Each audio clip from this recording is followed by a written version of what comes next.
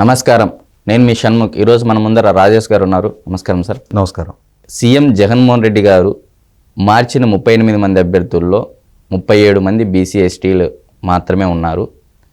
మార్చుకోకుండా ఏదైనా ఉన్నారు అంటే అది ఒక రెడ్డి కుటుంబం మాత్రమే అని చెప్పేసి అని అంటున్నారు. దీన్ని మీరు ఏ విధంగా చూస్తారు సార్? మీ పిల్లలు ఇంటర్మీడియట్ మరియు ఎంసెట్ చదువుతూ సబ్జెక్ట్స్ లో కన్ఫ్యూజ్ అవుతున్నారా? కాన్ఫిడెన్స్ లెవెల్ తక్కువగా ఉందా? రిపీటెడ్ మిస్టేక్స్ చేస్తున్నారా? అయితే మీకోసమే ఉంది rise app. 1 lakh question bank, performance analysis, online classes by experts, ఇంకా మరెన్నో ఫీచర్స్ తో మీ ముందుకొచ్చింది rise the perfect guide. Description లో ఉన్న లింకును ఉపయోగించి సబ్స్క్రైబ్ అవ్వండి.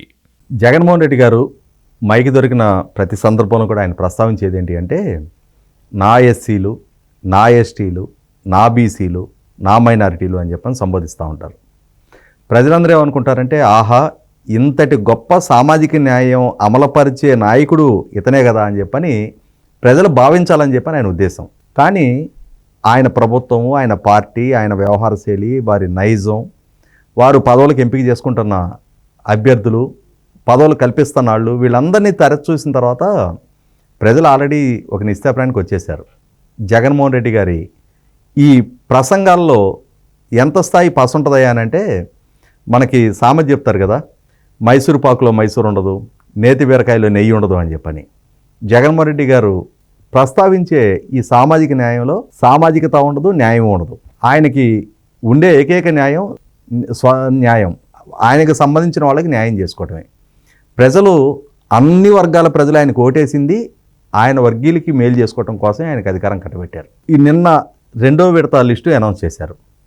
దాంట్లో బోమన కరుణాకర్ రెడ్డి గారి అబ్బాయికి టికెట్ ఖరారు చేశారు, చెవిరెడ్డి భాస్కర్ రెడ్డి గారి అబ్బాయికి టికెట్ ఖరారు చేశారు. కానీ నిత్యం జగన్మోహన్ రెడ్డి గారికి అండగా నిలబడి తన స్వంత సామాజిక వర్గీయులైన పవన్ కళ్యాణ్ గారి మీద విరుచుకుపడే గుడివాడ అమర్నాథ్కి టికెట్ ఖరారు చేయాల.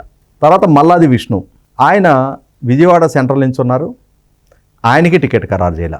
వీళ్ళ మీద వ్యతిరేకత ఉంది, కానీ మిగిలిన అందరి మీద సానుకూలత ఉంది. ఎంపీలను ఎమ్మెల్యేలుగా, ఎమ్మెల్యేలను ఎంపీలుగా, ఈ నియోజకవర్గం నుంచి ఆ నియోజకవర్గానికి, ఆ నియోజకవర్గం నుంచి ఈ నియోజకవర్గానికి. అంటే ఏంటంటే ఆయన ఉద్దేశం కొత్త సీసాలో పాత సారా నింపే ప్రయత్నం చేస్తున్నారు. అభ్యర్థులు వాళ్లే, నియోజకవర్గాలు మార్చడం ద్వారా అక్కడ ప్రజలకి వీళ్ళు కొత్త అని చెప్పని అనిపించాలని చెప్పి నేను తాపత్రయం. ఇవాళ సమాచార సాంకేతిక విప్లవం ఈ స్థాయిలో ఇవాళ ప్రతి ఒక్కరి ఫింగర్ టిప్స్ మీద సమాచారం ఉంటున్న నేపథ్యంలో ఆ నియోజకవర్గం ఎమ్మెల్యే పనితీరేంటి, ఆయన ఎంత మెరుగ్గా పనిచేస్తున్నాడు అనేది పక్క నియోజకవర్గ ప్రజలకు తెలియదా?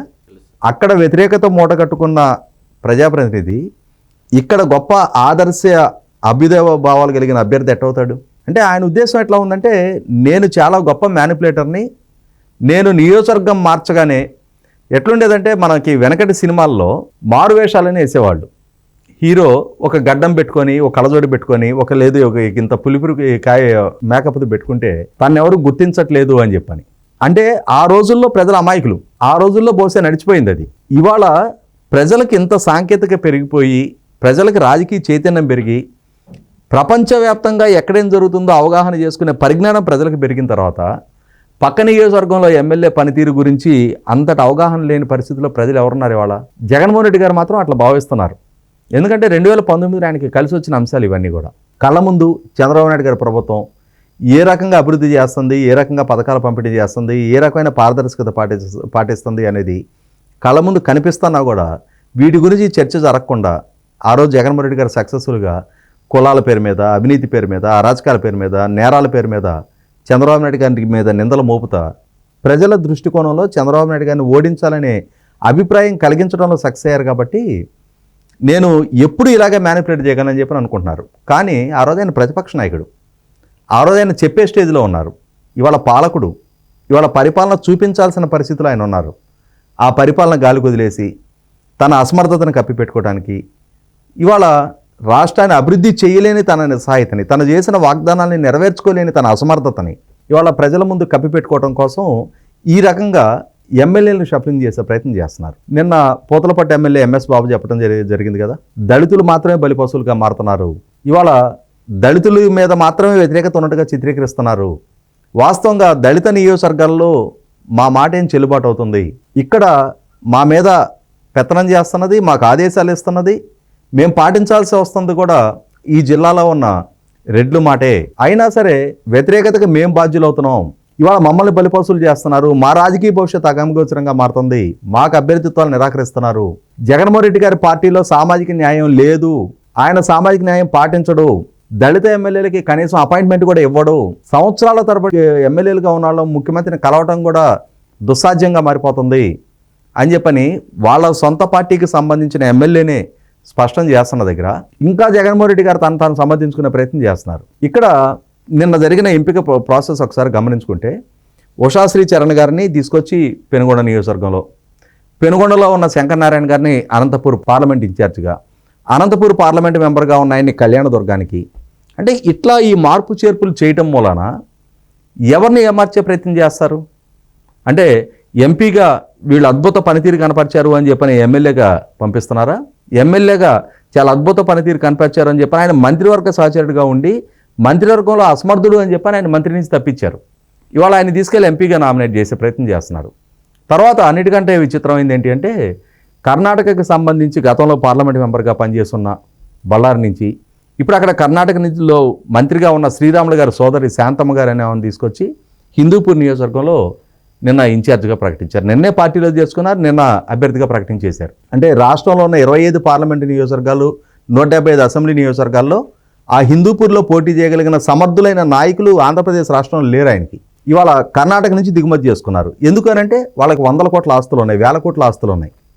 అక్రమ మైనింగ్ లావాదేవీల్లో గాలి జనార్దన్ రెడ్డి గారితో సహచరులుగా ఉండి ఈ మైనింగ్ నుంచి ఎదిగిన కుటుంబాలు కాబట్టి, వాటిల్లో వీళ్ళందరూ మాజీ సహచరులు కాబట్టి, కేసుల్లో అక్యూజ్డ్లు కాబట్టి ఇవాళ వాళ్ళు దగ్గర చుట్టాలయ్యారు. ఇక్కడ పార్టీ జెండా మోసి సుదీర్ఘంగా పార్టీలో పనిచేస్తున్న, మొదటి నుంచి పార్టీకి అంకితభావంతో ఉండి ఈయన కష్టకాలంలో ఈయన వెనకసేలైన ఎవరూ ఇవాళ అభ్యర్థులుగా పరిగణలోకి తీసుకోవడానికి ఆస్కారం లేదు. తర్వాత గుడివాడ అమర్నాథ్, ఆయన ఐటీ పారిశ్రామిక శాఖ మంత్రిగా ఉండి చిత్ర విచిత్రమైన వ్యాఖ్యానాలు చేసేవాడు. పారిశ్రామిక ఒప్పందాలు ఇప్పుడే జరుగుతున్నాయి, అవి అపరిపక్వ స్టేజ్లో ఉన్నాయి, కోడి గుడ్డు ఇప్పుడే పెట్టింది, అది పొదగాలి, పిల్లవ్వాలి, కోతకు రావాలి కదా అని చెప్పని చివరికి ఆయన్ని గుడ్డు శాఖ మంత్రి, గుడ్డు మంత్రి అని చెప్పని పిలిచే స్టేజ్కి ప్రజలు అపహాస్యం పాలయ్యాడు. పైగా జగన్మోహన్ రెడ్డి గారి ఎజెండా అమలుపరచడం కోసం జగన్మోహన్ రెడ్డి గారు తనకు రాజకీయ ప్రత్యర్థిగా ఉండి తన ప్రభుత్వాన్ని ప్రశ్నిస్తున్నారు అని చెప్పని పవన్ కళ్యాణ్ గారిని నిత్యం అదే సామాజిక వర్గీయులతోటి దూషించి ఏర్పాటు చేసేవాడు.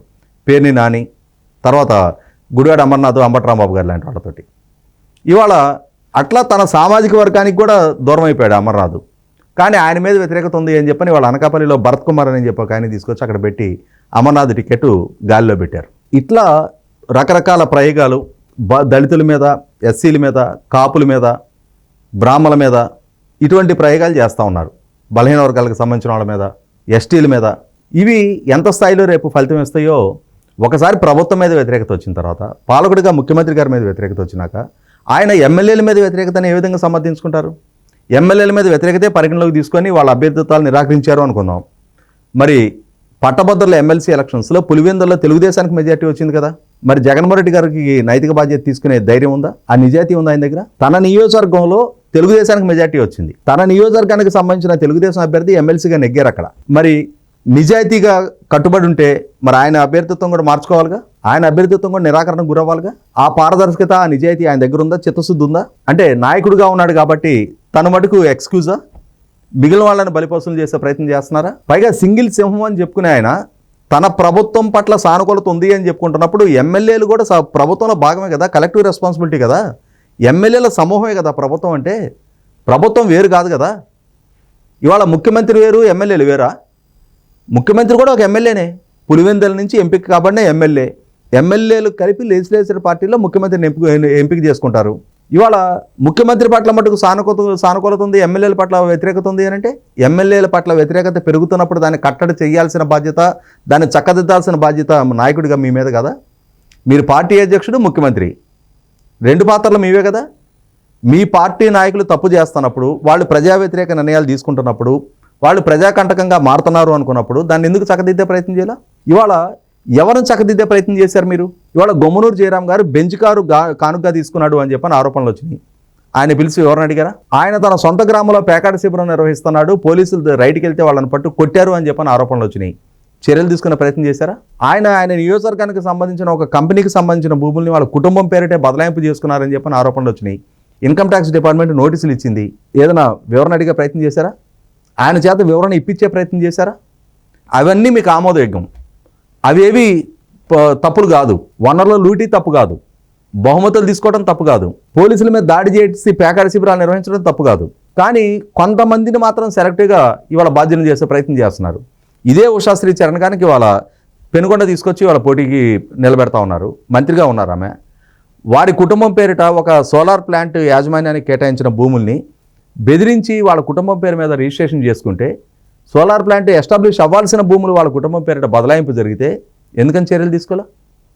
అదే జిల్లాలో కేతిరెడ్డి వెంకటరామరెడ్డి ధర్మవరం ఎమ్మెల్యే, ఆయన ఇంకో సోలార్ ప్లాంట్కి సంబంధించిన యాజమాన్యం నుంచి భూములు బదలాయింపు చేసుకుంటే వాళ్ళ కుటుంబ సభ్యుల పేరు మీద ఎందుకని చర్యలు తీసుకోలే? అదే జిల్లాలో రాప్తాడు ఎమ్మెల్యే తోపుదుర్తి ప్రకాష్ రెడ్డి అక్కడ జాకీ అండర్ గార్మెంట్ యూనిట్ నుంచి డబ్బులు డిమాండ్ చేశారని చెప్పని ఆ పరిశ్రమ తెలంగాణకు తరలిపోతే ఆయన మీద చర్యలు ఎందుకు తీసుకోలే? ఇవాళ మీ సమక్షంలోనే ఆ రోజు ఎంపీగా ఉండి ఇవాళ టికెట్ నిరాకరణకు గురైన గోరంట్ల మాధవ్ మీ సమక్షంలోనే కియా ప్లాంట్ యాజమాన్యాన్ని బెదిరిస్తే, ఆ కియా ప్లాంట్ యాజమాన్యం సంబంధించి యాన్సిలరీ యూనిట్స్ అక్కడ ఎస్టాబ్లిష్ అవ్వకుండా పోతే, వాళ్ళ ఎలక్ట్రికల్ వెహికల్ ప్లాంటు అతిగతి లేకుండా పోతే ఎందుకని ఆయన మీద ముందుగానే చర్యలు తీసుకునే ప్రయత్నం చేయాల? ఇవాళ పుణ్యకాలం అంతా గడిచిపోయినాక ఇవాళ టికెట్ నిరాకరణ కాదు కదా, ఇవాళ పారిశ్రామిక వర్గాల్లో ఆ భరోసా నింపాల్సిన బాధ్యత మీది కదా, ఎందుకని ఆ ప్రయత్నం చేయాల?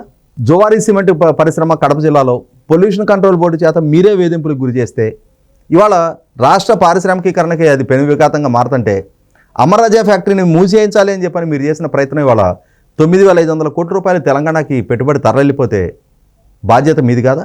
15,000 కోట్ల రిలయన్స్ SEZ చిత్తూరు జిల్లా నుంచి తరలిపోవడానికి కారకులు మీరు కాదా? ఇవాళ Asian paper pulp unit Ramayapatnam నుంచి తరలిపోవడానికి మీరు కాదా కారకులు? ఇన్ని పారిశ్రామిక ఒప్పందాలు రద్దయిపోతూ ఉంటే, వేరే రాష్ట్రాలకు తరలిపోతూ ఉంటే ముఖ్యమంత్రిగా మీరేం బాధ్యత తీసుకున్నారు? మీ పరిపాలన వైఫల్యం కదా ఇది. ఇవాళ దేశంలోనే అత్యధిక ధరకు పెట్రోల్ డీజిల్ అమ్ముతున్నారు. 8 సార్లు కరెంటు ఛార్జీలు పెంచారు, 3 సార్లు ఆర్టీసీ ఛార్జీలు పెంచారు, రేషన్ ధరలు పెంచారు, రిజిస్ట్రేషన్ ఛార్జీలు పెంచారు, చెత్త పన్ను ఇంపోజ్ చేస్తున్నారు.